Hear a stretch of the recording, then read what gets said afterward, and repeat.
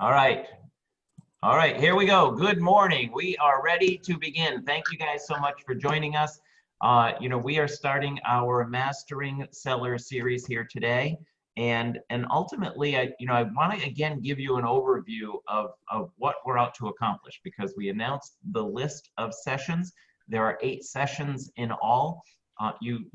Again, we are recording them, so you don't need to catch all of them. If for some reason your schedule causes you to go out and like sell real estate or something, we totally respect that.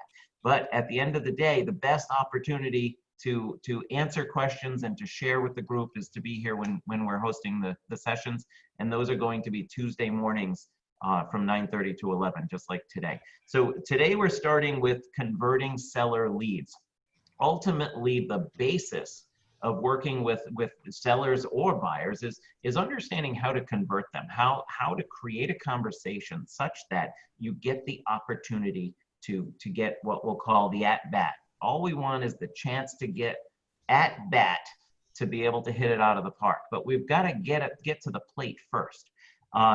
Going into the next sessions, we've got resume package next week, having a really great resume package to help you stand out in front of your sellers. The seller interview itself, how to conduct yourself with the interview process, marketing and servicing listings. Okay, I've got the listing, now what? Okay, setting the expectations of your seller client so that everyone knows what to expect. And going in from there, we're going to go into pricing strategies, negotiating offers, and handling objections. Okay, so ultimately we've got a very robust agenda, 8 sessions in all. Each one will lead into the next. Okay, what I want to make sure is that we have all the details you need in order to be properly prepared in handling the seller's leads. And bear with me because I unfortunately did not put my phone on vibrate, so I apologize. I'll make a donation to RPAC because of that. So let's dig in, and ultimately we're going to get started with again, converting seller leads. That's our agenda today. I will glance over here and there to look at the chat box. You can unmute yourself. I have you all muted for the convenience of others and to allow others to be able to listen in undisturbed. I do realize that sometimes things come up and distract us when we're in a remote call. I respect that. So let's dig into seller leads and let's talk about capturing leads. Okay, ultimately what we need to realize is that there are different sources of leads, and we're going to get into that. But we've got to first capture any lead, and sometimes we think, well, I got a lead or a buyer called and they want some information, or somebody called and said, hey, I want to sell my house. Sometimes, believe it or not, we actually get so excited that we hang up the phone and forget to even ask them for their contact information. Okay, so I know it sounds basic. We're ramping up with this, so bear with me. But a lead is not valid if you don't have a method by which you can follow up with them.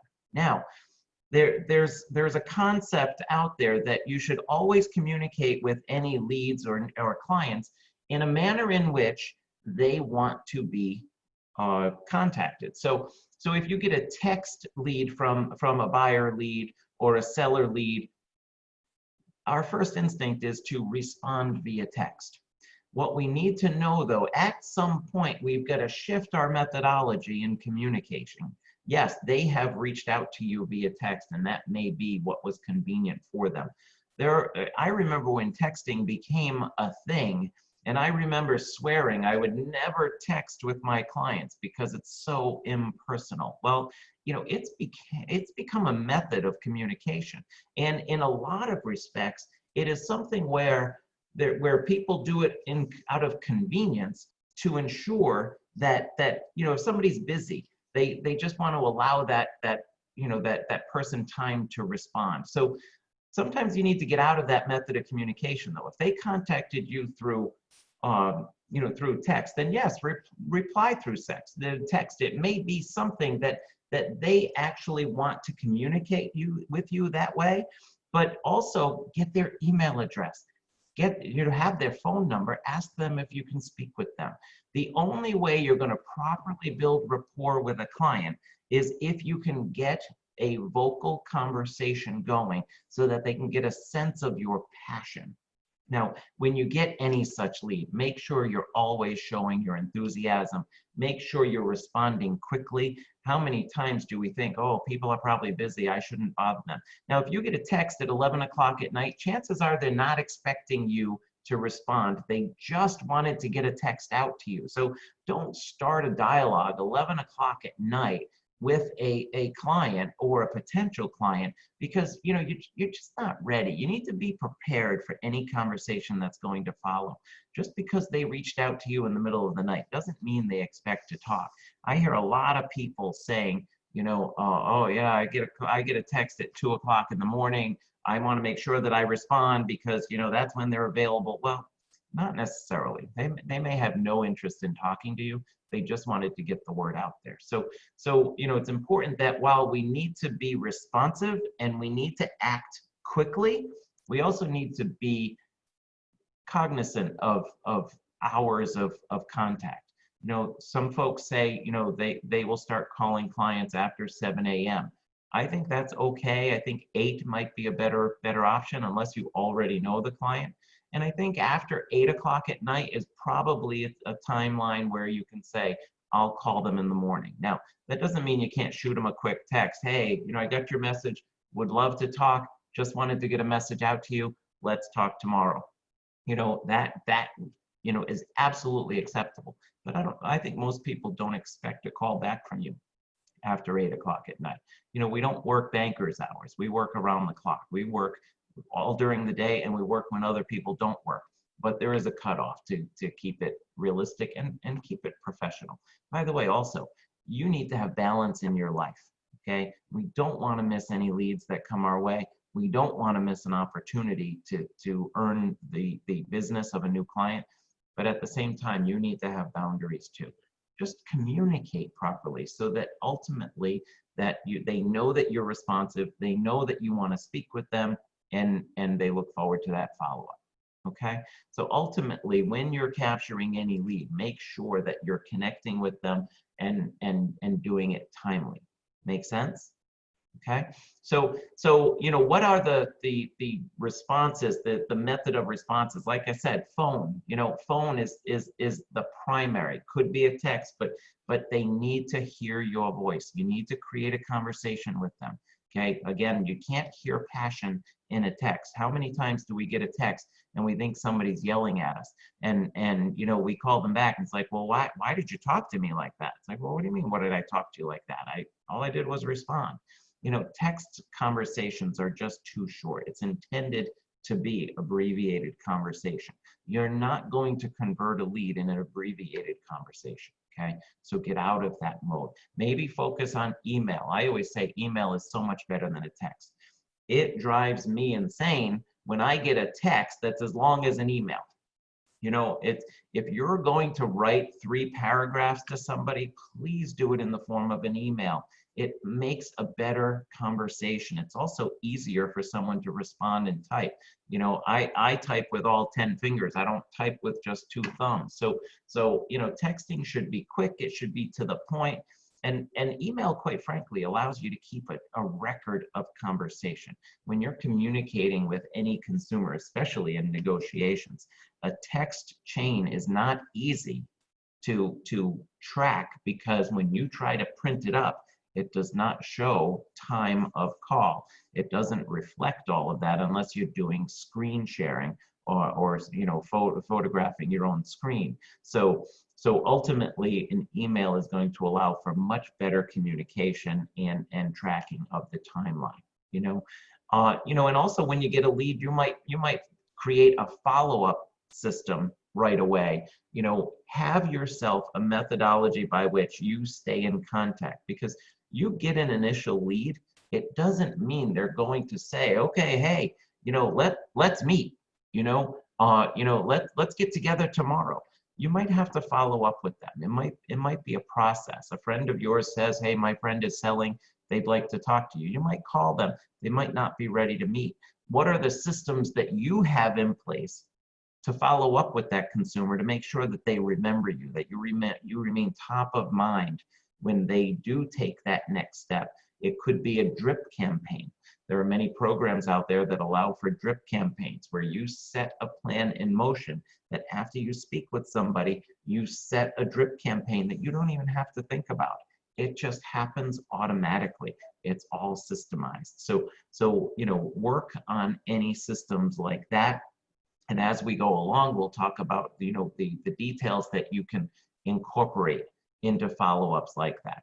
Your drip campaign or follow-up program could be as simple as you putting a reminder in your phone every week on a certain day to call that person. Okay, it's like somebody's birthday. You know, I put birthdays in my phone because I just don't want to forget them. I will put a follow-up call in my phone so that I just don't forget to call back. Okay, anniversaries, home purchase anniversaries. You know, when you go to a closing, set that date up as an anniversary for that client so that next year you call them and wish them happy anniversary. You know, whatever the system looks like, it can be as simple as Excel spreadsheets. Doesn't have to be a fancy CRM that does all of this stuff and has all of these tools that you'll never use. All you need to do is remember to do it and to make sure you're following up. Always the two special rules. People say, Dean, what's the secret to success in real estate? Okay, you know, as we know, there's no silver bullet in real estate. It's, you know, number one, follow up. Always follow up on every lead. But number two, follow through. Always follow through on absolutely everything you promise. So if you say you're going to call them tomorrow, when should you call them? Tomorrow. Okay, if you say you're going to get back to them with pricing the following day, don't let the following day go by because they are probably waiting for that call. So, you know, whatever you say you're going to do, you need to hold true to that. Okay, follow up, follow through. So again, I glance over just to see if there are any, you know, messages coming in. So so let's talk about sources of leads. Okay. You know, where do we get our leads? Okay, I'd like to open this up right now and I'd like to ask someone to share with me, you know, unmute yourself and raise your hand.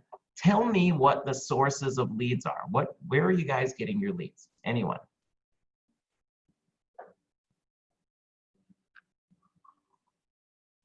Anyone want to share? Anyone awake? Valerie? You need to unmute yourself. Okay, sorry. Okay, there you are. Yeah, from past customers, we tend to get a lot of leads. Okay, great. So you know, how do you nurture that? You know, I mean, do you just hope that they, you know, they think of you? How do you get leads from that?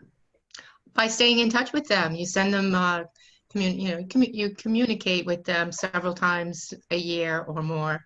Mm-hmm. You do pop-bys, you mail things to them, call them now and then, text them. Yep. You know, So personal referrals. You know, referrals are Right. definitely the name of the game. Repeat clients. You know, maybe they actually want to sell again. You know, when people keep calling you or like giving you referrals, don't be afraid to ask them, hey, you know, you're thinking of making a move? It's been about 5 years, 7 years now. You know, maybe you need a bigger house or a smaller house, whatever the case may be. You know, so yes, exactly. Referrals. What else? Anyone?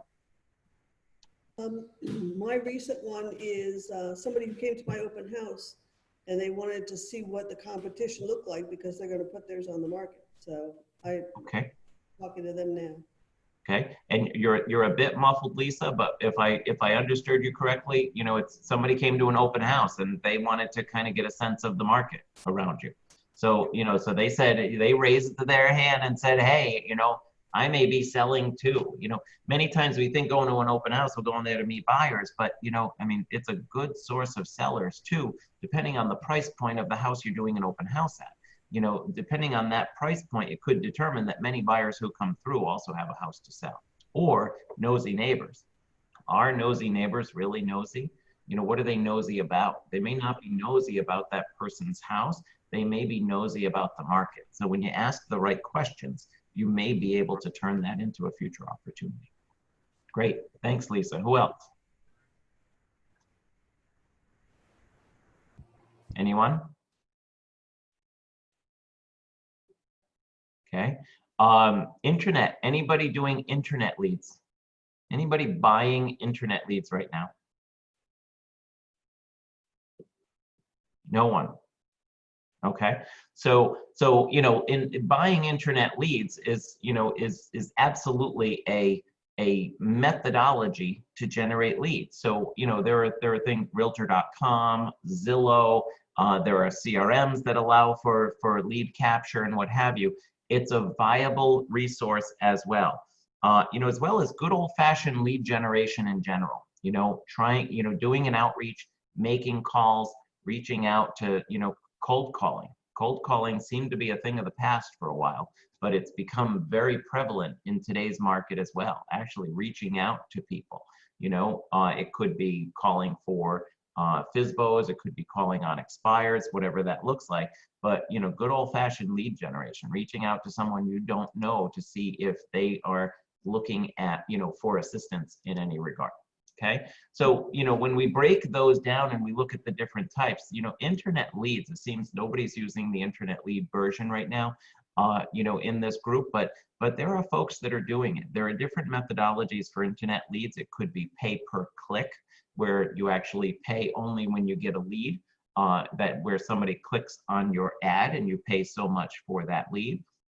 Could be something where you pay for so many leads, you know, a week or a month. It could be something like Agent Machine or OpCity. I know many of our folks are involved with OpCity, where OpCity provides a lead and you only pay a fee if you're successful in selling them something. So the expense is on the back end rather than the upfront where you're paying for leads. Now, you know, I've never been a big proponent of buying leads. I really haven't. I feel the best real estate business is built on repeat business and referrals. It truly is. But when you're getting started, it's harder to say build your business on repeat and referral business because you don't have that repeat business. You don't have those referrals other than personal referrals. So, you know, at some point, you have to supplement. You have to look at all lead sources and find an opportunity to bring all of those sources together to fuel your business. So the thing with internet leads, though, is the conversion rates are really low. In most cases, internet leads, they call it lead capture. And they call it lead capture for a reason, because you're truly capturing that lead. They didn't ask to contact you. They happen to click on a website. They happen to click for information.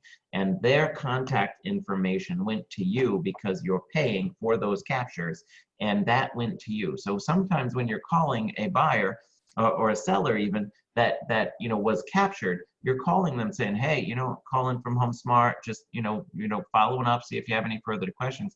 Many of them are like, why are you calling me? I didn't ask for information. You know, it's harder to convert that because they didn't ask for you to reach out. Believe it or not, the national conversion rate, average conversion rate for internet leads is between 2 and 4%. 2 and 4% conversion rate, average. That is extremely low, gang. Okay. How many leads do you need to get in order to allow for 2 to 4% conversion to actually put food on your table? That is a lot of leads. So, be mindful of that. If you are considering investing in internet leads, you need to know that. And that's why we say the personal referrals are really the best lead source. Now, that means we've got to reach out for those personal referrals. These people are people who have been recommended to you, and you've been recommended to them when it comes down to a referral. The thing that I urge you to realize is, yes, we need to generate that referral business. We need to stay in touch with our own sphere of influence such that when they think of real estate, they think of you. When someone's they thinks of real estate, they immediately say, oh, you've got to call Dean. If you're thinking of real estate, you got to call Dean. Whatever that looks like. But the hard part with that is that we can't go into that assuming we have the job. Okay, and I will tell you, it's happened to me many times in my career. I get a referral, I go in for the listing, I may have done a little bit more of a casual presentation, and nothing should be formal and rigid, but it should be detailed such that you truly educate them and show them that you're the one for the job. And I will admit, there are many listings that I've lost because I went in there just assuming I had it because I was referred. I didn't have to work for this one. They were referred to me. They want to work with me, only to find out that they listed with somebody else. And I didn't even know that they were interviewing with other people because I didn't ask. Okay, and we'll get into that with the seller interview. You have to do the ask. Mr. Seller, let me ask you, who else are you speaking with about the sale of your property?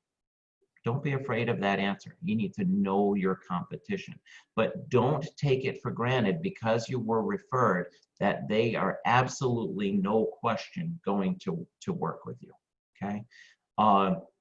Lead generation such as open houses, we talked about. You get seller leads at open houses. General prospecting, okay? Just calling, FSBOs, for sale by owner, expired, whatever that looks like. You know, there are a lot of folks, you'd be amazed at how many folks are not calling for sale by owners and not calling expireds. You know, it is a source of revenue. It is a source of business. It's not easy. I mean, for sale by owners, you know, they have it sold themselves because they don't need a realtor. And heck, they might not even like realtors. So why would we call people who don't like us out the gate? Well, you know, when you look at the numbers, over 80% of for sale by owners eventually list with a realtor. Over 80%, I think it's 84%. Why wouldn't you want that source? Okay. Expireds. Expireds are a little easier. They don't not like realtors. They just may not like their last realtor. Okay. So you've got a lot to live up to, and you've got to prove to them that you know you can get the job done. So you know but they at least believe in the power of realtors. Make sense? Any questions on any of that? Because I want to get into the next topic. Any thoughts? Kathy, unmute. Okay, I have a question. Please. There's a house near me that's for sale by owner, has been for quite some time. I can't locate any records, at least online, for information, but I don't know how to go about contacting the owner because the house is empty. It's like a duplex. Yeah. So one half of it, I don't know how to approach him. And this has been for sale for quite some time. And it's a decent looking house. Yeah. I don't know why it's, you know what I mean? I see no activity over there. So I don't know how to go about approaching the owner to see, you know, if I can help in any way. You might want to stalk the property, stand in the front yard until they eventually come home. I could do that. I could do that. Kidding. I figured that. No, you know, so great point. You know, how do we find the seller? Now, have you gone into the city records to find out who the owner of record is? Well, going into town hall, we all know now is not easy. So I think I was going to make an appointment, you know, because there's no records in the address, and I don't understand why, like online. So I went into the assessor's office, records online. Yep, nothing on the field. Looked up the address, and I'm not finding anything. So I don't understand why. You're not, so bear with me. You're not finding the address? No. Okay, so, and it is, you said it's a duplex? Yes. Did you try both numbers? The other number's not on the house. You know what I mean? Like on the left side, it says 1, 2, 3. I would guess with it. So what I would do is play with the research. Like, you know, what's the house number that you know? 1, 2, 3. Okay, so the other number might be 125 or 121 because it's always done on, you know, odd and even on opposite sides of the street. All right. So do that, you know, and just as an example, you know, our headquarters location is 100 Quaker Lane, but on city records it's 90 Quaker Lane because there are 3 units in the building. So, okay. So, you know, it might not be on the building because they've used one as a mailing address, but the city may have it as the other. Okay. So tweak that a little bit. Normally they're just a couple of digits off, you know, for both of them. It could be A, by the way, it could be A or B, you know, for the other one, you know. So, now that, by the way, that should just be a phone call to the assessor's office. You know, I think there are limited hours, but it should just be a phone call. You know, I was trying to contact an owner. You know, I saw 123 Main Street. You know, it's not coming up in the records. Can you tell me if you have, you know, anything close to that number that, you know? But generally speaking, if you look at the house on either side of it, you'll be able to see what those numbers are, and you know that the numbers are between those two. Give it a shot. Okay, all right, thanks. Yeah, great. I applaud you though for being willing to reach out and contact that seller and just see if, what their status is. They haven't raised their hand and said, hey, come list me. But, Right, well, but yeah, it's vacant and at some point, something's going on. So, definitely, it was because it's never been a time. vacant for so long and they've been trying to sell it, so there's something up, and this is, So- you know what I mean, I noticed. Is there a for sale by owner sign? What do you mean Yeah. you're trying to sell? Yep, exactly. Is there a phone number on the sign? Yeah, I screenshotted that last night so that I Okay. could, I'm gonna call them. So chances are, if you call that number, you might be able to find the seller. Yeah, hopefully. We'll Yep. see. I'll let you Well, know. If you don't reach the seller that way, then you're never gonna reach them, Exactly. But they have a phone number there saying, hey, call me. They may Well, not. I want kind you of wanted to call know them. the person's name though, Dean. It would have been nice if I knew their name, you know what I mean? When I I call would them. do this. Hi, is this the owner of 123 Main Street? Yeah. Yes? Oh, great. My name is Dean. I'm with HomeSmart Professionals. I'm a realtor in the area. I happen to live in the neighborhood. I just wanted to reach out to you and get some more details on your property because I work with a number of buyers in the marketplace, and I just wonder if your house might be something that would work really well for them. Would you mind Okay. sharing some details with me? Great, Okay. excellent, great, two family, good. Okay, great. Do you mind if I ask you, after you go through all those questions, do you mind if I ask you, why is it you didn't list with a realtor in selling your home? Mhm. Okay. And let them talk. I'd love the chance to speak with you. I will let my buyers know about your property. But when would you consider interviewing realtors for the job in selling your home? Okay. Just get the dialogue. Just ask the questions. Okay. Don't go right into the sales pitch. Right now, they don't need you. All right. You want to stay in curiosity. Make sense? Okay. Yeah, it does. All right. Thank you. Oh, you bet. Awesome. Great. Any other questions? So along that line, let's talk about, the types of sellers, okay? So, what type of seller is out there? What are we dealing with when it comes to sellers? Well, that was a classic example, thank you for that, Kathy, with a vacant property. Well, in most cases, an owner occupant, there's somebody living in a property. You're dealing with owner occupant. That's in most cases the most common we deal with in residential real estate. So what we need to do with any occupant, with any seller, is that ultimately we need to find out what their motivation is. And by the questions I just asked Kathy or suggested to call that owner, do you mind if I ask why you're not listed with an agent? Well, you've got to ask them questions. Now, again, we talk about that in the seller interview process with the wants and needs analysis. But the more questions you ask, the more you learn about them and what their needs are. There are many clients who are relocating or they're moving to a different area within the same state, and you have the opportunity to work with them as a buyer client. If you ask, you'd be amazed at how many people I've seen buy a house through another agent or buy a house through me when their house is listed with another agent. And at some point, I'm not going to give them the idea up front, but at some point I'm going to ask them, let me ask you, why aren't you working with your listing agent and buying a house? Oh, they never asked. It never came up. Really? Now, you also have people who are relocating to another state.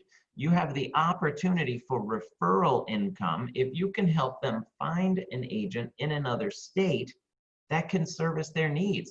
If there's a HomeSmart office there in that state or that area, that's ideal, of course, to keep it in-house, keep it in the family, but that doesn't need to be the case. You can refer clients to any company, and in most cases, 25 to 30% referral, depending on what you agree or what their process is. So do the ask with owner-occupied sellers and check on that. And along the line of relocation sellers, you need to make sure that you understand what referral network they're looking for, what their needs are. Some folks are moving because of a job transfer, and they may have a relocation company that needs to be included in that. By the way, I've seen situations where people go and they're about to take a listing, they've met with the seller then speaks with their employer who has a relocation package that requires they use another realtor in a certain company because of an agreement with that company.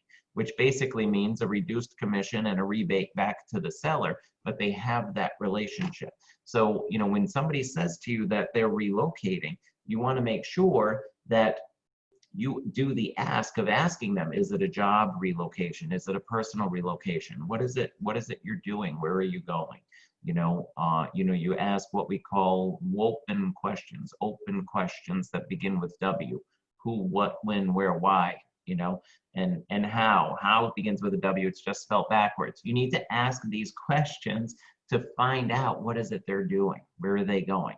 See, you know, seek all the details. Make sense? Okay. Now, along the line of Kathy's example, you know, you might have a property that's not owner occupied.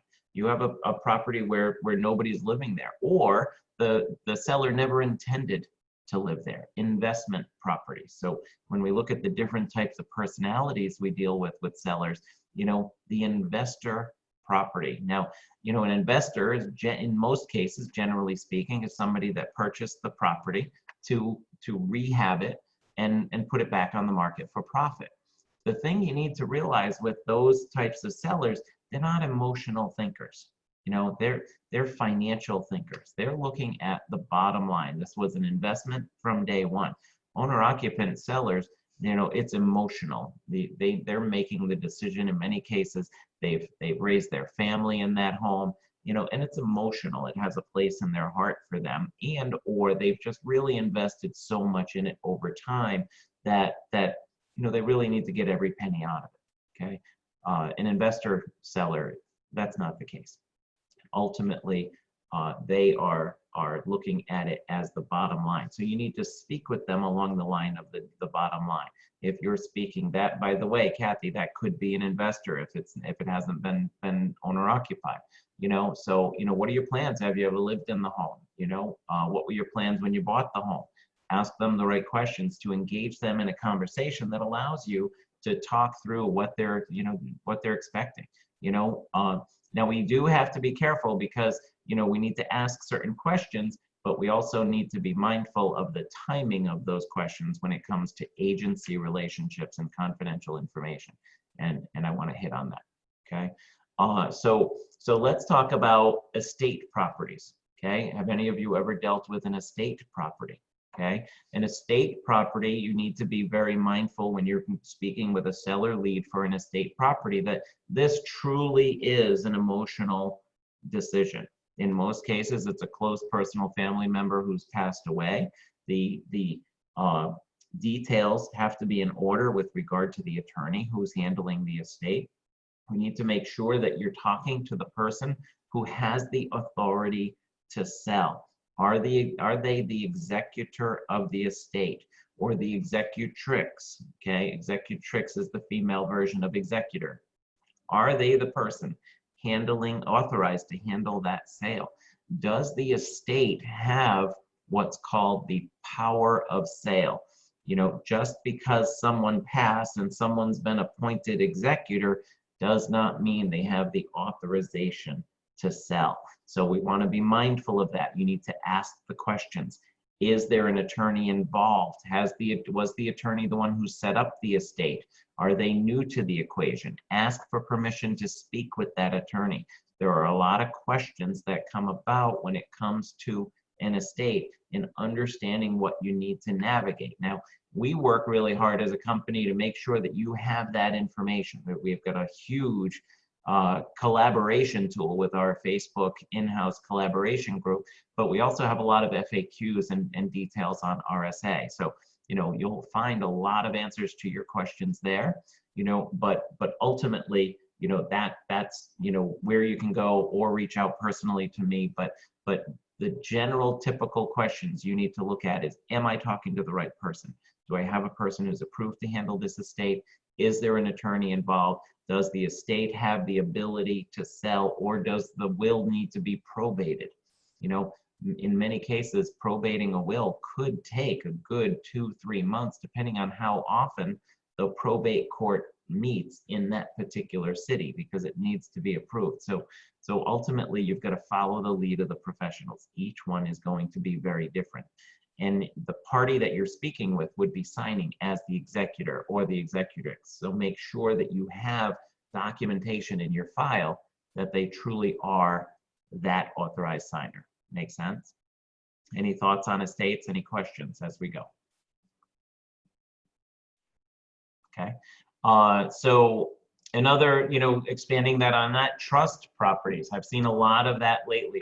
There are a lot of folks setting themselves up financially, putting their property into a trust. They set up a trust, they assign that property into the trust.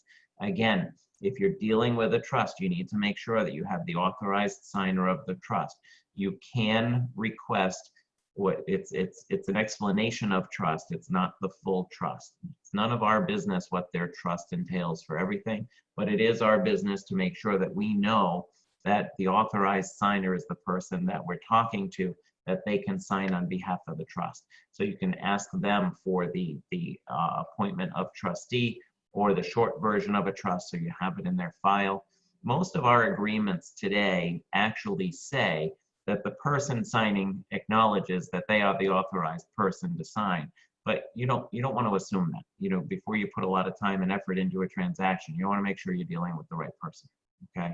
So, and in a trustee case, in many cases in the contract, like in an estate, you would write the name of the seller. If it's John Smith, it's the estate of John Smith. Even if Mary Smith is signing for the estate of John Smith, the seller name is not Mary Smith, it's the estate of John Smith. Well, in a trust, it could be the John Smith Trust, John Smith as trustee. So because the person is directly connected to that trust, they become the seller as well because it's their own personal trust. But you need to put it in the name of the trust.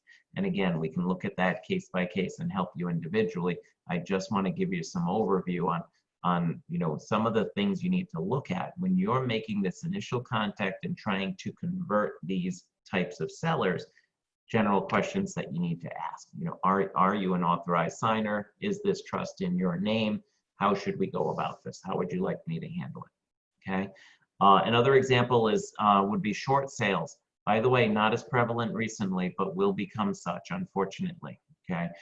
We saw a huge wave of short sales after the market crash in 2008. I'm not saying this market's going to crash. Don't expect that at all. That's not what we're expecting. But there are, unfortunately, some people who are struggling, some people whose jobs are no longer available to them, and they may be forced into a position where they owe more on their property than what it's worth, and ultimately need to sell it for a short sale. The thing with a short sale, when you realize that you have a house that's not worth as much as what they owe, is that the seller needs to get permission to sell from their lender. The seller is actually applying to their lender to have them approve a payoff figure short of what is owed on the property, which is where the title comes in. Okay, so ultimately, you need to make sure that that this person is going to qualify for this short sale. It's not just automatic. If everyone qualified for a short sale, we'd all sell our properties short sale when we owe too much on the property. Everyone would be doing it. Okay. So, they have to qualify. They need to prove a hardship. So, be very sensitive in these situations when you're dealing with it, but ask the right questions to properly protect them and advise them on timelines. Short sales are anything but short. Okay. The longest short sale I've dealt with is 14 months to get a short sale approval. Now that's before they got everything organized with the short sales and got some systems in place, but average is anywhere from 3 to 4 months now. Okay. So, HUD properties. Any of you dealing with HUD properties? Anybody take an offer on HUD properties? Okay. It's a big thing. What you need to realize with HUD properties or bank-owned properties is that there's no emotion in those whatsoever. So when you're dealing with a seller, if you have an opportunity to speak with a bank who has properties that they're selling, ultimately, there's no emotion in it. It's all numbers. They also don't want the responsibility to be doing any repairs when a buyer comes along, and you need to be able to navigate those emotions. Okay. So, there are many types of sellers out there. Those are a few that I just wanted to mention, and others. Anybody have any other type of seller that you've come across that you have any questions on? I'm watching for hands raised. Anyone? Nope. Okay, good. So ultimately, questions. What questions should we be asking? You know, building rapport. This conversation that you're having with your seller, your potential seller clients, you know, you need to build that rapport. And that's why I say you're not going to do it via text. It's just not going to happen. Okay. Find an opportunity to schedule a call with them where you can gather the information that you need. Okay. The key to your questioning is our representation laws state that you must discuss representation and the seller's options for representation before you ask any questions of a confidential nature, before they provide any confidential information. Now, if you're talking to them on the phone and you start asking them questions like, how much do you owe on your property? Are you current on your mortgage? Okay, those are confidential questions. You need to be very careful. And as we'll talk with the seller interview, the first question that or the first conversation you have with any client, buyer or seller, is about representation. You know, make sure that they know that any information that's confidential in nature, they have the option of not sharing that information.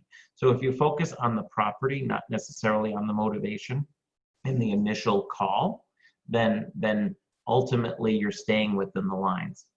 Make sure you're talking about representation as soon as you get to the property, because it's hard. You know, you say, you know, where is it you're going? Well, that's confidential. Should I be asking that? You know, and you know, if you balance between how do I get enough information without asking personal questions, you know, you just need to give them the option of being confidential. Tara, I see your hand raised. Go ahead.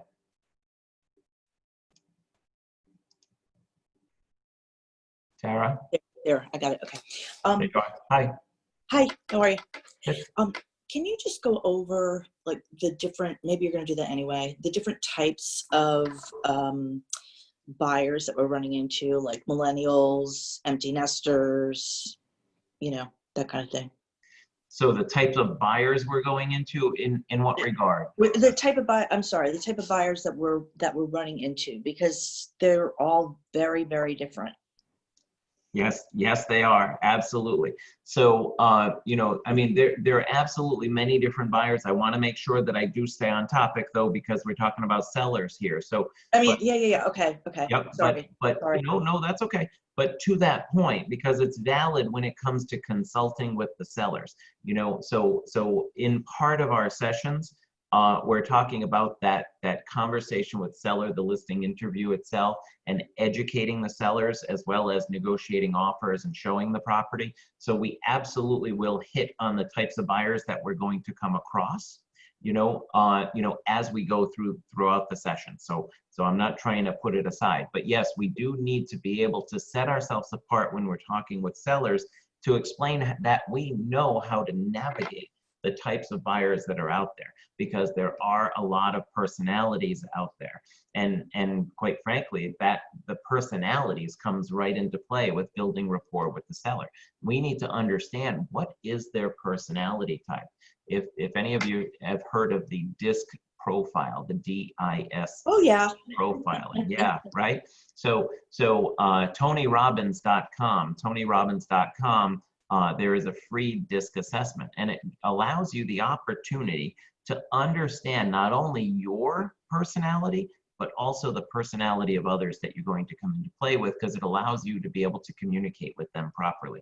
So whether you're dealing with a seller or you're dealing with a buyer, you need to understand that personality to be able to communicate properly. And to your point, Tara, where I think you're going with it, and you know, let's banter to make sure I'm answering the question, is you need to be able to help each of your clients type, whether it's buyer or seller, navigate through the nuances of the other personality. Is that a fair statement? Correct. So, you know, so when you're dealing with a seller and you're consulting with that seller and helping them make decision, we need to understand how the other party thinks, how they act, what's important to them, whether it's a millennial, whether it's an empty nester, as you mentioned. each and every buyer has needs that are specific to them. And if we're not talking their language when we're consulting with our seller, even multiple offers, we talk about that, and we just talked about that last week, but we'll be specific with sellers in our series as well. How do we help consult with a seller to help them understand the way to go about countering, if the seller wants to countering to certain personalities such that we don't alienate them? How do we navigate inspection processes? How do we navigate the closing processes based on the personalities that we're dealing with? Does that make sense? That makes sense. Is that where you're going with that, Tara? Yeah, I mean, there's just a lot of articles out there about, how to, and again, it is buyer related, but how to sell to a millennial and how to sell to an empty nester if you're not necessarily in that category. Gotcha. Yes, exactly. So we do go over that when it comes to, marketing and servicing the properties, because you need to be able to communicate with the different personality types. So let's make sure that we hit on that in those segments, if that's okay. Perfect. Right. Awesome. Thanks. Okay. I'm a CI, by the way. I have no doubt. I would think you'd be an IC personally, but I can see what you mean. Yeah, okay. And if you're not familiar with what that means, guys, again, check out TonyRobbins.com. Do yourself a free evaluation.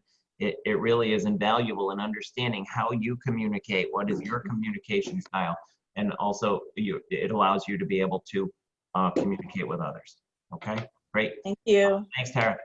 So, so ultimately, again, building that rapport, asking the questions, but being proper when it comes to, the confidentiality of certain questions. Once you've had an agency relationship discussion with them, then you can ask them all the questions, because you've given them, the heads up that if you're not representing them, if they don't want you to act as a client representative, then they shouldn't tell you anything they don't want you to repeat in the future. Okay, so now as part of that, you need to be going down the path of making sure that you're determining their motivation. Okay, so are they truly motivated? Are they just curious? Do they just want to know what the market values are? You need to be asking questions in order to understand how serious they are, because let's be honest, it's nice to know you have future sellers and you're building a pipeline of clients to follow, but we need clients now, so whatever you're doing in your follow-up methods, you keep in touch with people who are not quite ready, but you spend your time focusing on those that are. So when you're asking the right questions, you will learn from them what their motivation is, what is your timeline for making a move, those things, like that. Now, when we get into that wants and needs analysis, we'll break down some of those questions, and we have examples for you, and and what have you. Right now, we're focusing on getting the appointment. By the way, if you ask them too many questions and too many things up front, you're gonna have nothing to talk about when you get in front of them. Okay, so this is not, you're not doing a listing interview on the phone. You're trying to get the appointment. We're just trying to build up to the point where you build rapport and they look forward to actually meeting with you. Okay, so what are the methodologies by which that we can actually, what I'll call close for the appointment? Okay, now we look at these as closing techniques. Don't get hung up on techniques and all this stuff. I always say, people say, well, you need the right scripts. Well, sometimes scripts get in your way. If all you're doing is memorizing scripts, then you're not thinking about what the person is saying to you at that moment. You're thinking about what you're going to say in return. And chances are whatever they say is going to throw you off, because you're so busy planning what you're about to say as a response that you're not really listening to what they're saying. So you don't even answer their question because you're so ready with a script. I believe more in dialogues, so when we look at scripts versus dialogue, a script that's internalized becomes a dialogue. It becomes inherent. It's natural. Okay. I always say speak with someone, not speak at them. Okay. So take the time to understand their needs, What is the one thing that everyone loves to talk about them the most? Anyone? Valerie, unmute.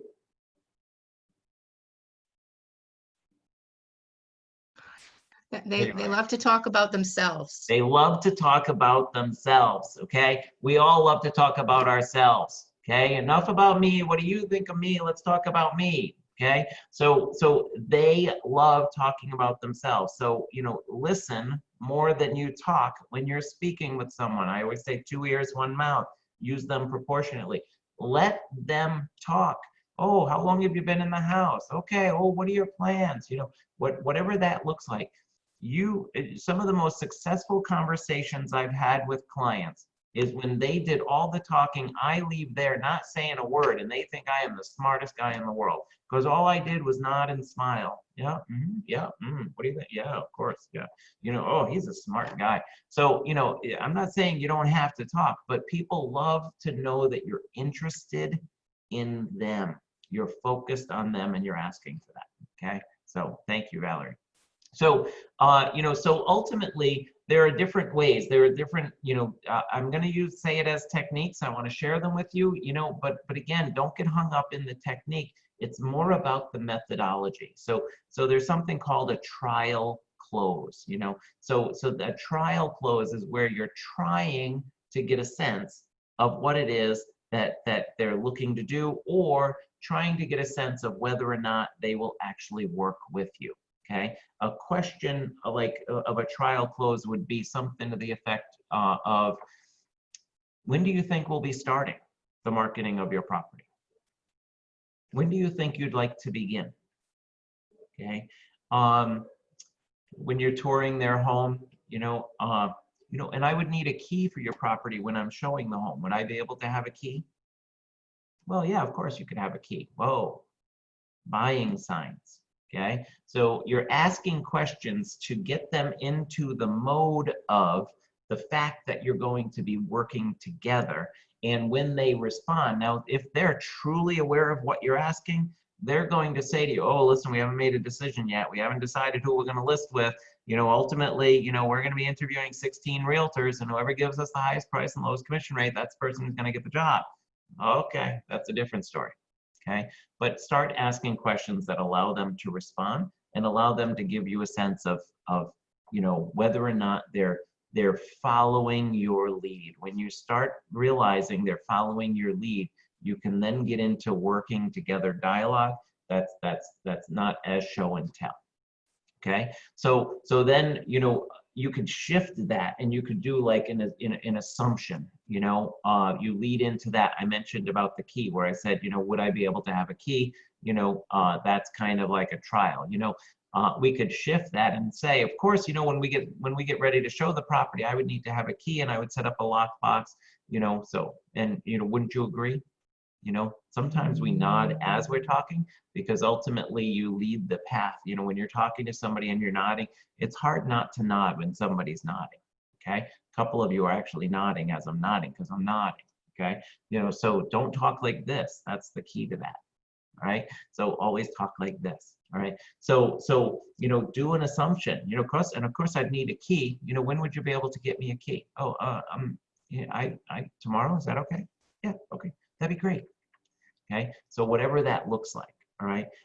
You know, we also need to find ways to tie them down to a decision. Like you kind of, you know, help them buy into what it is you're saying. So now, you know, I don't want to overuse the example. It's just a different way to say the same thing. Okay, so you know, something, you know, where you're trying to tie them down to making a decision. Same scenario about the key. You know, well, it would make sense for me to have a key when we show the property rather than you having to be home to let me in each time, wouldn't it? Okay, now notice I kind of nod as I go because you're trying to get the buy-in. So wouldn't it make sense if we did this? You know, wouldn't it make sense if you fix the torn screen on the sliding glass door so that buyers don't deduct from its value? Okay, yeah, I agree. We should do that. Okay, wouldn't it make sense to? Okay, it's trying to get the buy-in, it's trying to get the tie down and what have you. Another methodology out there is the like the alternate choice. This is one you can't use too much. I can meet you today at 10 o'clock, or would 5 o'clock be better? I can meet you Tuesday, or would Thursday be better for you?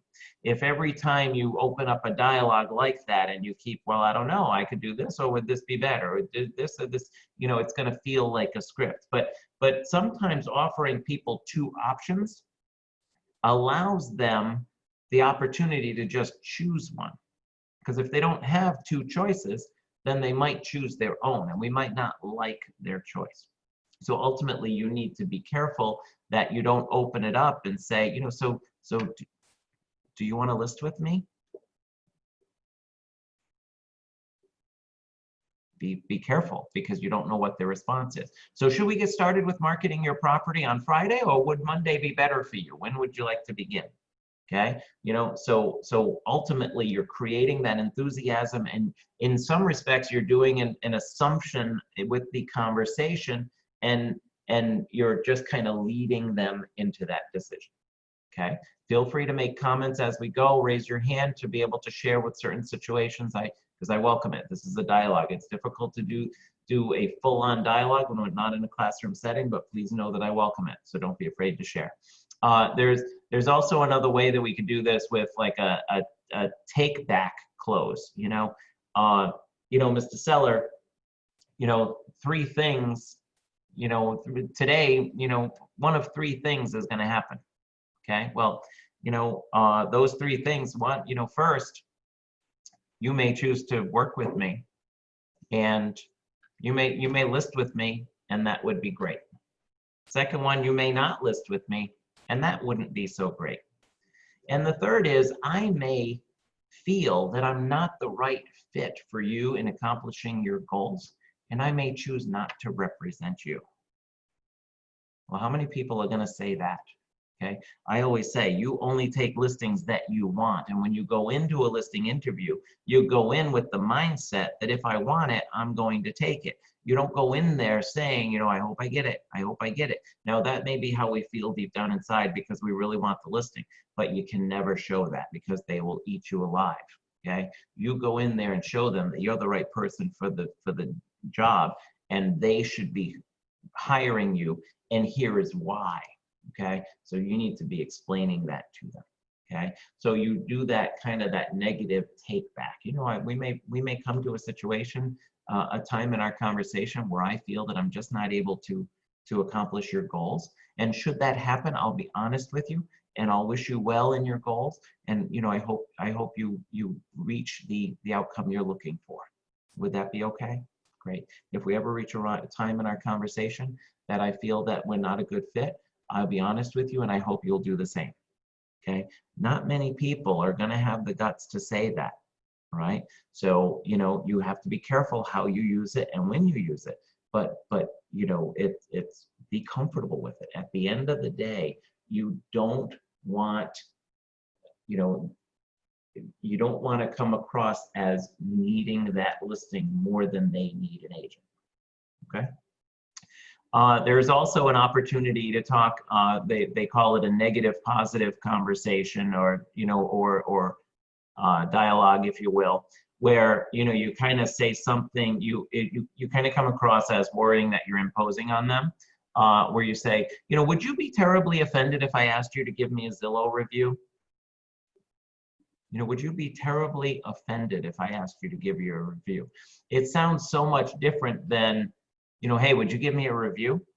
Would you be offended if I asked you to, I really appreciate everything you're saying here. I mean, God, the accolades you're giving me are great. Let me ask you, would you be offended if I asked you to, tell your friends about me? Or would you be offended if I asked you to give me a Zillow review? I can send you a link, because testimonials are a big part of our business. Now, by the way, when is the best time to ask for a referral or a testimonial? Anyone, raise your hand. Anyone? Valerie, you little joiner. I love it. Unmute. Valerie, go ahead. Yeah, well, probably right after you get into a sales agreement. That's when they're really happy. That's when they're really happy, assuming they're happy if they got their Assuming, price. Yes. yes. Yep, exactly. But to your point, yes, when they are the happiest, that's the time to ask for the testimonial. Anything can go wrong at that point in that transaction. By the way, right after you list the property, it doesn't even have to be that you sold it yet. If you listed that property, they were excited that they hired you and they really like you. And, oh my God, I'm so excited. You know, they get me, you know, they ask the right questions. That's the exact answer.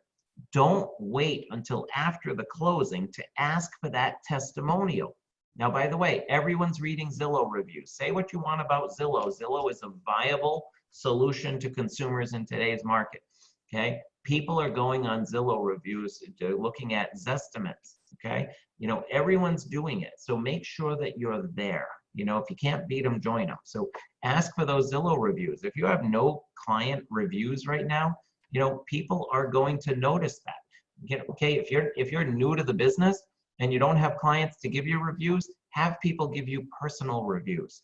Okay, anybody can give you a review. They don't have to be a client or a past client, right? So build that. Now also build it into your servicing procedures that you're asking for that testimonial as you go. Does that make sense? Okay, so thank you for that, Valerie. So, you know, would you be offended, you know, if I asked you to give me a review? I'll send you the link, okay? Do it up front, do it while they still like you. I'm kidding, everybody loves you forever, all of you. So, so how do we look at the validity of an appointment? How do we ensure that you know, we have a viable opportunity to secure a listing, viable opportunity? So there are a couple of things that I'm going to suggest to you when it comes to scheduling your appointments. First of all, I mentioned to you the trustee versus the estate, making sure you have the authorized signer. I'm going to suggest that you have all decision makers present when you're scheduling a meeting. Okay, don't settle for any less. If you are meeting with one spouse and not both, then you never have a chance to get that listing, or you have half a chance, 50-50 shot, but you're never going to be able to walk away with the listing because all signatories are not there. Okay, so be mindful of that. There are also limitations with evening showings when it's dark out, you know, depending on the time of the year. You know, you can't see the yard, you can't see the house, you know, you can't properly assess all of the details surrounding everything. You need to make sure that you have all the details, and that's the ability to see the property. So always go through during daylight hours whenever possible. Okay.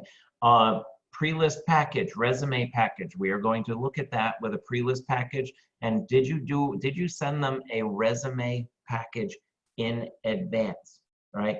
Did you give them information? Now, if you know, think about this, if you're up for a job, if you're applying for a job, and by the way, I say the word interview for a reason, and we hit on it, but ultimately this is an interview. You're applying for a job. When you think along those lines and you think I'm applying for a job, you dress the part, you act the part, and you present from a sense of strength. If you have a listing appointment, you might just show up. Listing appointment versus listing interview. Buyer interview, buyer appointment. Could be consultation. You can call it consultation. To me, the word interview identifies that you're applying for a job. Now you're deciding if you want that job, okay? And that's why I say with a resume package, pre-list package, whatever you call it, you know, I recommend you send it in advance, okay?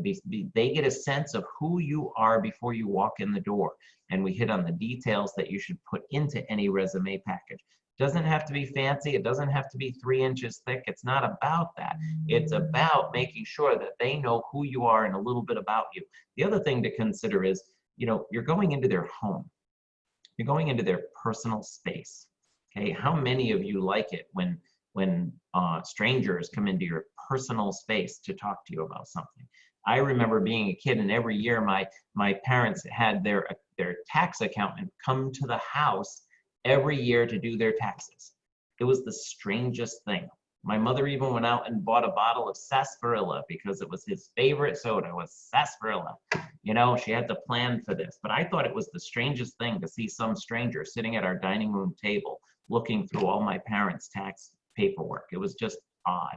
You're going into their space. It's their safe space. So be mindful of that. Give them a sense of who you are before you walk in there. Okay. When you're scheduling an appointment, also consider who's your competition. You know, consider the fact that you have competition, whether or not it was a referral. You know, that there are some that say, you know, should I be the last one in? Should I be the first one in? So I would like someone to share with me whether or not you feel you should be the first one in or the last one in. Anyone else want to share? I'm going to force you to share. I'll call on you if I need to. Somebody share.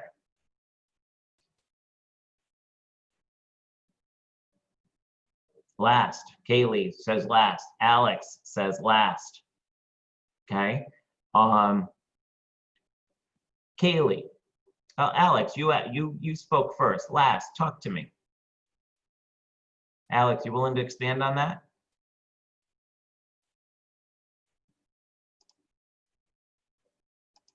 You don't have to show your face, but can we hear you? Like, oh, nobody's going to talk now because Dean's going to call me out. Kaylee. Can you hear me? Alex, I can hear you now. Hi. Hi. Yeah, you Help. want to be the last one in because you want to make that impression where they make the decision and you're the last one that they see. So. Yep, you're the lasting memory, you know, as you're in there, right? And maybe if by now they're worn down, they're just ready to make a decision too, right? Yeah, well, plus you can address why they're still interviewing. I mean, if they're interviewing you, then they haven't made a decision yet, so they're still looking. Yep. Great point. Great point. Awesome. Great. Thanks for sharing. Kaylee, you want to come add to that at all? Can you hear me? Kaylee, Can you hear me? I can hear you. Okay. I just think if you're the first one in and say they're interviewing 10 people, who's to say they're not going to forget about you by the time they hit the 10th person, unless you stood out to them in some sort of way. So being the last one would probably be, you know, you're at the table, you can get the paperwork signed, hopefully, and from there. Awesome. Great. Yes. Thanks. By the way, there's no wrong answer here, so don't be afraid to answer. So that's exactly right. They're, you know, to your point, and Alex hit on a bit as well, ultimately, they have now enough details to make a decision. And if they're impressed with you, and they will be, they might be ready to just make a decision. They have all the information ahead of them. They met with all the competition up front. So, you know, so in those examples, I completely agree. You know, they might be ready for a decision and okay, let's move forward. We have enough information to base our decision, and you're fantastic. Yep, agreed. Thank you both. Awesome. Now, I see a response here. You know, and a couple of notes. First is best, and hopefully you are the last. Great point. Linda, you willing to share? Linda says first.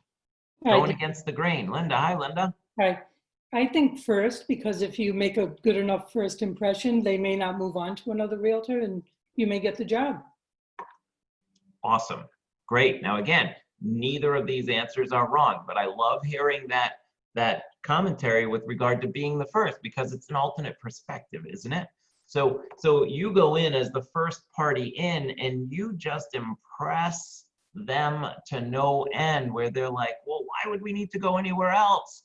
This agent knows what they're talking about. Now, people may like to have an idea of pricing from a couple of different people, but if you can truly explain what the value range is for their house and they understand it and they feel confident with everything you're sharing, they might just say, why go anywhere else? By the way, they may also never have planned to meet with anybody else. They just wanted to say that because they didn't want to feel obligated.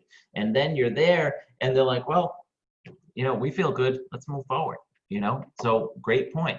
Neither is wrong. okay? You need to just pick the avenue that works best for you and feel confident on it. Sometimes you can say, hey, listen, how many agents are you meeting with in the discussion of marketing your property? 3? Okay, great. So, let's do this. I don't mind. Why don't I be the last one in? And this way you've had conversations with the other 2 realtors and get a sense of what their value proposition is, so that when the time comes that we meet, we can analyze my value proposition in comparison to the others. And hopefully you will see that there is no doubt that I will over-service your property and over-service and accomplish your needs. Would that be okay? Great. Okay, super. When are you meeting with the others? Okay, great. Let's schedule. The thing we have to worry about with that is that you have someone like what Linda explained, where Linda is the first one in and you've set yourself up to be the last, and Linda comes in and lists the property. Okay, so you've got to determine your comfort level with that, but neither is wrong. It's all about mindset, isn't it? Now, some sellers are going to have a hard time canceling those showings, so those interviews. They're going to be uncomfortable. Oh, I made a commitment, I've got a schedule, and by the way, I've been the last one in, I've been the first one in, I've been everything in between, because sometimes you don't ask the right questions, or they're not going to answer your questions whether you ask them right or not. But I've seen sellers say, well, Mr. Seller, I feel really good about this. I think we can work really well together. Are you ready to get started tonight? Well, Dean, I'm not ready. We have another appointment with another realtor, and I feel uncomfortable, canceling that. And well, Mr. Seller, let me ask you this. If it's a matter of being uncomfortable canceling that appointment, I can understand that, because nobody wants to hurt anybody's feelings in this process. Let's do this. I don't mind. Why don't you give me that agent's name and number, and I will call them and let them know that you decided to list your property, so that you don't have to, you can save face and don't have to call them. Now, how gutsy is that one? Okay. Now, I've done it. Some sellers will say, oh, I don't feel comfortable with that at all. I'll call them, because I just kind of work them into the situation where, hey, if you don't call them, I will. Okay, I'll call them. Let's list. Not everybody is going to react every way. You have to have different ways of saying things based on the situation and how the person is feeling. Make sense? And the rapport that you've built with them. So first or last, it could be either, but choose the methodology that works best for you, or just go in, schedule the interview, and ask the right questions in the interview to see if they're competing, if they're competing brokers, and understand what they're looking for in a realtor. It's part of the questions that you ask with them. What are you looking for in choosing the right realtor to represent your property? Okay, and you'll get a sense of that. Make sense? Okay. Now, so then what we've got to do is figure out, are you doing a single appointment, what we'll call a 1-step, or a 2-step interview? Okay, so a 1-step would be something where you go in, you have 1 session with the seller, you speak with them about the pricing of their home, you speak about their wants and needs, you do everything all in 1 step, or you do things in where you come back. So that first step, that 1 step, you've got to be prepared to speak to all of the details. Now, when we talk about that seller interview, there are actually 5 steps to a seller interview. Okay, so the first step is the wants and needs analysis. The second step is reviewing the property, touring the home. The third step is to talk about you and your services. The fourth step is to review the pricing, the value range for the property. The fifth step is to make a mutual decision as to whether or not you should be working together. Okay, there are 5 steps, right? So I'm going to hit on them again, because a couple of you I saw trying to write it down frantically. First step, wants and needs analysis. By the way, we talk about this in that session. Second step, tour the property. You need to have seen the property to sell it. Third step, talk about you and your services. Fourth step, talk about value, talk about pricing on the property. Fifth step, mutual decision. Okay, making a decision whether or not you want to work together. Okay, so now when we look at that and we say, oh my God, that's a lot of detail. Some people just go in and do a market analysis and say, do you want to list? Okay, and that's why we want to make sure that we're setting you apart from the competition in that regard. So in a 1-step, you need to be prepared to accomplish all of that. Now, by the way, when I've done one-step interviews, including paperwork, it's up to 3 hours of time. How many people want you in their house for 3 hours? Now, I've heard people say, I go in, I do a 15-minute spiel, paperwork, I follow up, I send it to them for e-signatures afterwards. My seller appointments are 30, 45 minutes. Well, wow. Not quite sure how much repeat business you get from that type of interview. It works for some, doesn't work for all. I wouldn't choose a realtor personally in 15 minutes of a conversation if that included them looking at my house. So, it's all a matter of the approach that you take. I'm not saying camp out at their home until they make their decision. I'm not saying that at all. What I am saying is you need to make sure that you're not only finding out it's important to them, but also educating them on the transaction, the process, the systems, your value, and what outcomes could come during their transaction so that they're properly prepared, because education is power. Okay. Now, when we look at that versus a two-step, there are many cases that you might want to consider doing a two-step seller interview process. And that is where you go out the first step, talk about their wants and needs, because that should be first, and tour the property, understand the property and understand what its benefits are, but also talking about your value proposition. Okay, so you need to hit those 3 steps in that first meeting, whereas your follow-up meeting is all about pricing and whether or not you should be working together. Okay, so in general, people think, well, I'll go out and see the house and I'll just go tour the house. They don't talk about the seller's needs. They don't talk about their value proposition.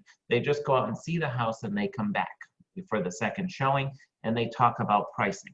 Can somebody tell me where the pitfall would be if in our first step we only went out and looked at the property, and when we come back, that we need to do all of the other details with them when we come back on the second appointment? Can anybody tell me why that might be a dangerous move? Anyone?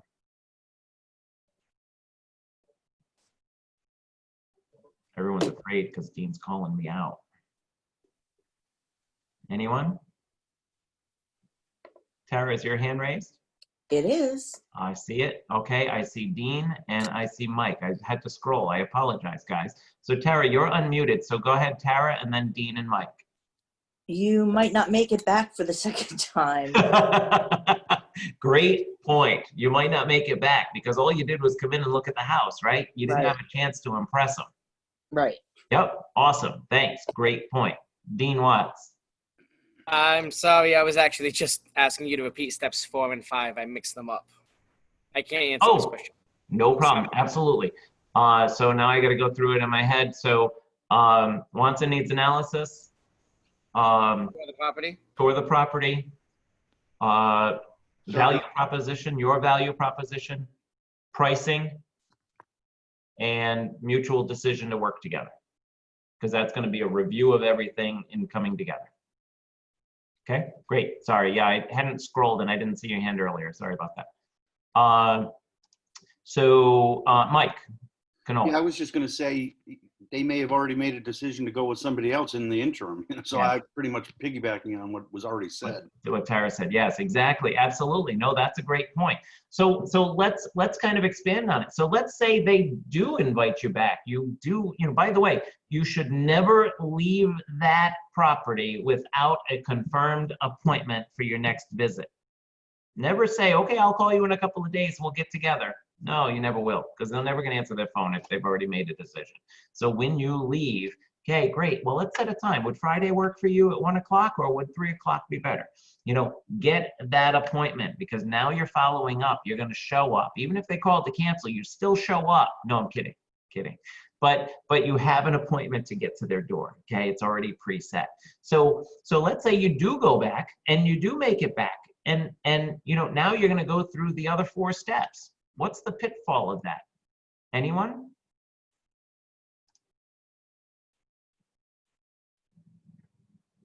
Okay, well, so let me share. And if you have a thought and you want to compound, feel free. The bottom line is, what's the one thing that they want to talk about in your second visit? What's the one thing that they care about? They don't care about anything else that you're going to say. Lisa.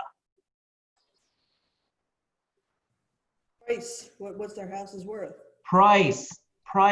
That's all they care about is price. They don't care about your wants and needs analysis. They don't care about your value proposition. They don't care about any of that. They just want the price. Okay, Tara, is that what you were going to say? I saw your hand as well. Yes. Yes, absolutely. So if you don't take that opportunity in your first session to understand their needs, by the way, that's what impresses them, is that you're listening to what's important to them. This isn't about getting a sale or getting a listing. This is about accomplishing their goals. Because if you sell their house and you have not accomplished their goal, then you haven't done your job. That's the reality of it. I've seen many sellers, their house is sold and they don't know where they're going because the agent didn't ask them where they were going. Okay. So, but, ask them those questions, tour the property. But even your value proposition, if you don't have a chance to actually sell yourself and your service, I'd like to spend a little time and tell you about the services that I provide in marketing my properties and what we do. May I? Great. Excellent. Let's do that. By the way, we'll also talk where you actually give an outline up front to tell them what to expect as opposed to asking their permission. Here's how we're going to work. Here's how I work. May I explain how I work? Great. Thanks. So first, we're going to talk about you and your needs. Then we're going to take a look at your property. Then we're going to talk about me because I want you to get an understanding of me and my services. Then we're going to look at pricing. So when they try and derail you and say, well, hey, Dean, what do you think the house is worth? Well, remember when I mentioned, our process, I promise you we're going to get to the value. And, right now I want to make sure that I'm looking at the property and I'm gathering all of the details. I promise you we'll get to the pricing just as I had mentioned. Now you can kind of refer to what you told them to expect. If you never told them to expect, then you can't refer back to it. You can't say, remember I told you, when you never told them. Okay, and we'll hit on that. But making sure that when you're scheduling that second interview, that you're actually scheduling that appointment, confirming the appointment. Make sure whatever appointment structure you use, okay, that you are preparing that appointment. You're preparing them. When would be a good time? Do you have children? When is the best time where the children wouldn't distract you so that we can talk, okay? If you do a second interview with folks, do this. Biggest thing for me, I never did a second interview. Well, in the beginning, I did a second step in the seller's home. I always went back to their home. Well, I already saw their home. At some point in my career, I realized I didn't have to go back there to communicate in my second visit. So set up your second visit at the office. Get them into the environment that shows your professionalism and avoids their distractions, because they will be distracted. And if they don't like the price you gave them, they're going to pretend there's a distraction and break it up. So get them into your environment and help them feel comfortable and talk about that. So when do we meet? Our second interview, I would want to do that at the office. When would be a good time for you to make it to the office? Some people have the restrictions. They've got the kids. It's easier if the kids are watching TV or what have you, but just make sure that you don't have the distractions. Okay. So, it's okay to say that when you schedule. I noticed you mentioned you have children. What is the best time of day? If we're going to meet at your home, when is the best time for you not to be distracted, such that we were able to talk clearly and go through your needs? Or would it be better if we meet at the office? I've also had first appointments at the office just to understand the seller's needs, and then we schedule a time to go look at the property. So there are different ways to do it. There's no one set way. It really comes down to, to what's comfortable for you. Okay. Any thoughts? I'm very conscious of time. We're right at 11 o'clock. Any thoughts to share? Any questions on any of the topics that we looked at? Again, our next session is that resume package, a pre-list package. So, we will be working on that. So, feel free to raise hands. The thing I want to say in the meantime, here's your homework assignment before the next session, especially if you don't have a resume package. But in reviewing and setting up for our resume package, you have a resume package. If you think you don't, you need to know you do, because we provide it for you, okay? So your homework assignment before that session is to go into RSA, go under Marketing, and go into the Marketing Design Center. In the Marketing Design Center, you have seller presentation. It's combined with buyer presentation. It's all separate. It's all adjustable, and it's all fully customizable. I'd like you all to go look at that program and see what's there. Download it and sort through it. Literally, if all you did, it's like our websites that we provide you. If all you did was customize it just a little bit, it's all done for you. And always, in every case, something is absolutely better than nothing. So check that out in advance, because we'll hit on some of those details, and a lot more of it will make sense if you hadn't seen that. And we'll also, if you do have a resume package, we're going to work to enhance that. So, I want your feedback and questions on yours. So a couple of questions before we break. Lisa, go ahead. So I always do a two-step process. Yeah. I just don't feel comfortable going in for the kill on the first one, I guess. Lisa, I'm just going to ask you to lean into your microphone. I always do a two-step process. Okay. I feel comfortable going in for the kill on the first one. Okay. It's just the way I work. And so I usually always get the second comeback because they want to know the price, like we said. Awesome. The last one that I did, like I told you, I think I mentioned to you, he's kind of a tough cookie. He doesn't like real estate agents at all. And he thinks that he'll sell his house to his neighbor. But Yep. anyway, so I told him, I'll call you Monday morning. We'll get together to Monday afternoon. And he said, his wife said, no, I'm sorry. She says, he'll call you Monday, maybe Tuesday or Wednesday. We'll see. So I'm like, okay, I'm going to wait and see. And I'll call him tomorrow morning. Any other suggestions? I think you handled it as best you can. The ultimate situation is you have somebody that doesn't like realtors. He's going to give you limited time anyway. Okay. So, you can only do the best you can do. So sometimes you need to kind of disarm somebody and actually say, hey, listen, I just want to make sure that I'm providing you with all the details that you need to make an informed decision. I can understand. I mean, if he was honest with you and said, I don't like realtors, you can say, you know what, listen, all I can do is try and overcome past situations for you, because it appears as though if for some reason you don't like realtors, it's because you had a bad experience with one. I'm fortunate that my clients have never felt that way. I do know that there are realtors that are in that position. All I can do is work to overcome those situations that you've experienced, and I promise that I will. Why don't we talk about your concerns and why it is you feel you're not comfortable with realtors or what those experiences are, so that I can learn upfront what you expect from a professional, and we can work together without any concern or wonderment. Okay? I think you just need to diffuse the situation. I think just get to the heart of it. Does that make sense? Yeah. So, that might help, but I think it's one of those situations where, it just, until you break through, you're not going to get that communication. Yeah. Make sense? Okay. So, and sometimes you hit objections that we can handle one-on-one as well. But at the end of the day, if he's that bitter, then you probably don't want to work with him anyway. Again, you don't want every listing. Make sense? I thought about that too. So, all right. Mike, you had a question. Could you just repeat the sequence for the resume package? RSA, marketing, and then design what? Oh, yes.